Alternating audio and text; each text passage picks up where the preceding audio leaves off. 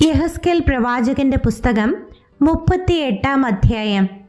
യഹോവയുടെ അരുളപ്പാട് എനിക്കുണ്ടായതെന്തെന്നാൽ, മനുഷ്യപുത്ര, രോഷ്, മേശക്, തൂബൽ എന്നിവയുടെ പ്രഭുവായി മാഗോഗ് ദേശത്തിലെ ഗോഗിന്റെ നേരെ നീ മുഖം തിരിച്ച് അവനെക്കുറിച്ച് പ്രവചിച്ചു പറയേണ്ടത്: യഹോവയായ കർത്താവ് ഇപ്രകാരം അരുളി ചെയ്യുന്നു: രോഷ്, മേശക്, തൂബൽ എന്നിവയുടെ പ്രഭുവായ ഗോഗി, ഞാൻ നിനക്ക് വിരോധമായിരിക്കുന്നു.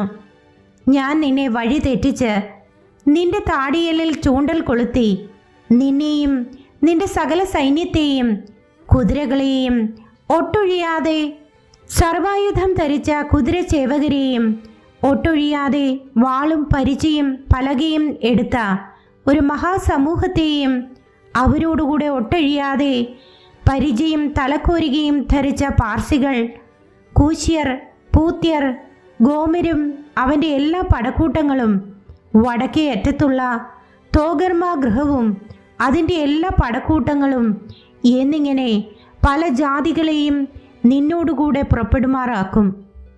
ഒരുങ്ങിക്കൊള്ളുക, നീയും നിന്റെ അടുക്കൽ കൂടിയിരിക്കുന്ന നിന്റെ സമൂഹമൊക്കെയും ഒരുങ്ങിക്കൊള്ളുവിൻ.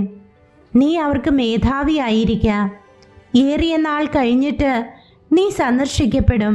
വാളിനൊഴിഞ്ഞു പോന്നതും പല ജാതികളിൽ നിന്നും ശേഖരിക്കപ്പെട്ടതുമായ ഒരു രാജ്യത്തിലേക്ക് നീ ഒടുക്കം വന്നു ചേരും. നിരന്തര ശൂന്യമായി കിടന്നിരുന്ന ഇസ്രായേൽ പർവ്വതങ്ങളിൽ തന്നെ.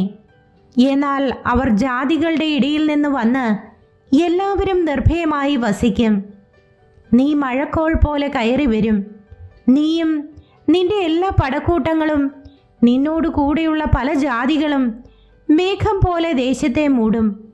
യഹോവയായ കർത്താവ് ഇപ്രകാരം അരുളി ചെയ്യുന്നു: അന്നാളിൽ നിന്റെ ഹൃദയത്തിൽ ചില ആലോചനകൾ തോന്നും. നീ ഒരു ദുരുപായം നിരൂപിക്കും. മതിലില്ലാത്ത ഗ്രാമങ്ങളുള്ള ദേശത്ത് ഞാൻ ചെല്ലും. കൊള്ളയിടേണ്ടതിനും കവർച്ച ചെയ്യേണ്ടതിനും ശൂന്യമായി കിടന്നിട്ട് വീണ്ടും നിവാസികളുള്ള സ്ഥലങ്ങൾക്ക് നേരെയും ജാതികളുടെ ഇടയിൽ നിന്ന് ശേഖരിക്കപ്പെട്ടും കന്നുകാലികളെയും ധനത്തെയും സമ്പാദിച്ചും ഭൂമിയുടെ മധ്യേ വസിച്ചുമിരിക്കുന്ന ഒരു ജനത്തിൻ്റെ നേരെയും കൈ നീട്ടേണ്ടതിനും ഒട്ടൊഴിയാതെ മതിലും ഓടാമ്പലും കതകും കൂടാതെ നിർഭയം വസിച്ച് സ്വൈര്യമായിരിക്കുന്നവരുടെ നേരെയും ഞാൻ ചെല്ലും എന്നും നീ പറയും. ഷെബയും ദദാനും തർഷീഷ് വർത്തകന്മാരും അതിലെ സകല ബാലസിംഹങ്ങളും നിന്നോട്: നീ കൊള്ളയിടുവാനോ വന്നത്? കവർച്ച ചെയ്യുവാനും വെള്ളിയും പൊന്നും എടുത്തുകൊണ്ടു പോകുവാനും കന്നുകാലികളെയും ധനത്തെയും അപഹരിപ്പാനും ഏറ്റവും വലിയ കൊള്ള നടത്തുവാനും ആകുന്നുവോ നീ നിന്റെ സമൂഹത്തെ കൂട്ടിയിരിക്കുന്നത് എന്ന് പറയും. ആകയാൽ മനുഷ്യപുത്ര, നീ പ്രവചിച്ച് ഗോഗിനോട് പറയേണ്ടത്: യഹോവയായ കർത്താവ് ഇപ്രകാരം അരുളി ചെയ്യുന്നു: എൻ്റെ ജനമായ ഇസ്രായേൽ നിർഭയമായി വസിക്കുന്ന അന്നാളിൽ നീ അത് അറിയുകയില്ലയോ? നീയും നിന്നോടുകൂടെ പല ജാതികളും ഒട്ടൊഴിയാതെ കുതിരപ്പുറത്ത് കയറി ഒരു മഹാസമൂഹവും മഹാസൈന്യവുമായി നിന്റെ ദിക്കിൽ നിന്ന് വടക്കേ അറ്റത്ത് നിന്ന് തന്നെ വരും. ദേശത്തെ മറയ്ക്കേണ്ടതിനുള്ള ഒരു മേഘം പോലെ നീ എൻ്റെ ജനമായ ഇസ്രായേലിൻ്റെ നേരെ വരും. ഗോഗേ, അന്ത്യകാലത്ത് ജാതികൾ കാണുകെ ഞാൻ എന്നെ തന്നെ നിങ്ങൾ വിശുദ്ധീകരിക്കുമ്പോൾ അവർ എന്നെ അറിയേണ്ടതിന് ഞാൻ നിന്നെ എൻ്റെ ദേശത്തിൻ്റെ നേരെ വരുത്തും.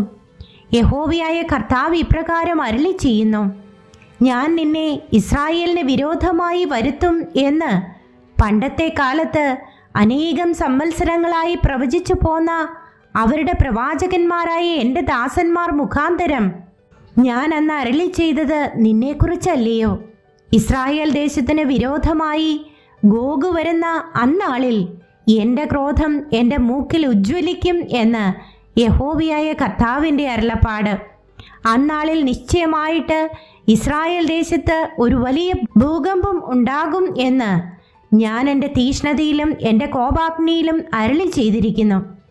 അങ്ങനെ സമുദ്രത്തിലെ മത്സ്യവും ആകാശത്തിലെ പറവയും കാട്ടിലെ മൃഗവും നിലത്തെഴിയുന്ന ഇഴജാതിയൊക്കെയും ഭൂതലത്തിലെ സകല മനുഷ്യരും എൻ്റെ സന്നിധിയിൽ വിറയ്ക്കും.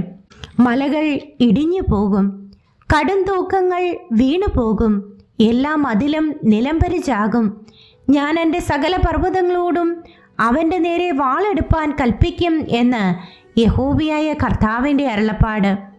ഓരോരുത്തൻ്റെ വാൾ അവനവൻ്റെ സഹോദരന് വിരോധമായിരിക്കും. ഞാൻ മഹാമാരി കൊണ്ടും രക്തം കൊണ്ടും അവനെ ന്യായം വിധിക്കും. ഞാൻ അവൻ്റെ മേലും അവൻ്റെ പടക്കൂട്ടങ്ങളുടെ മേലും അവനോടു കൂടെയുള്ള പല ജാതികളുടെ മേലും പെരുമഴയും വലിയ ആലിപ്പഴവും തീയും ഗന്ധകവും വർഷിപ്പിക്കും.